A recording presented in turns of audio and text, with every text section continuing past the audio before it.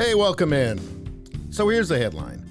FINA restricts biological males identifying as females from elite swimming competitions. So I guess they got together and said, it looks like that dainty 6'4", broad-shouldered young lady seems to be destroying all of the other young ladies. And the other young ladies and their parents are quite mad about it. What should we do? Now, normally in the modern world, the answer would be nothing, of course. But it looks like maybe the long slide into madness has hit a wall, at least in this case. It says FINA, and that's the world's top international swimming association, has announced a new policy on gender inclusion on Sunday that further restricts biological males identifying as females from elite swimming competitions.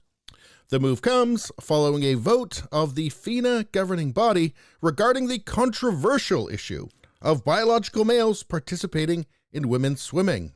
They said, quote, "We have to protect the rights of our athletes to compete, but we also have to protect competitive fairness at our events, especially the women's category at FINA competitions." Now, of course, this will be denounced as transphobia by outlets like Pink News, as we can see here. Trans athletes condemn transphobic swimming ban. This is not about protecting women's sports. Well, I mean, only if you don't know what a woman is. But this is just the knee-jerk reaction. What isn't phobic or ist or an ism these days? Literally everything is. Boulders are. Milk. Clouds. You name it. And I think there's very few people who actually have an irrational fear of this issue, because phobia is an irrational fear, right? No, I think the vast majority of people are like, if you're an adult, you can do as you like. That's your business. And women's sports organizations absolutely have a right to be concerned about competitive fairness at their events.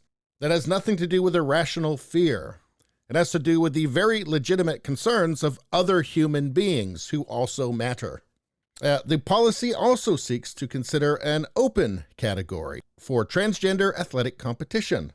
So what are they worried about? With what's going on with the K through 12 in 20, 30 years, that'll be most people anyway. The only biological males who could compete in women's swimming under the new policy would be swimmers who have had male puberty suppressed beginning at Tanner stage 2 or before age 12. Whichever is later, and they have since continuously maintained their testosterone levels.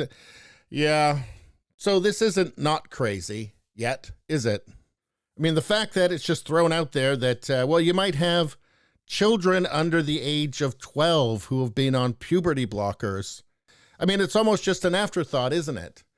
I mean, you have a special rule here for children who have been subjected to experimental treatments which they cannot possibly have informed consent for.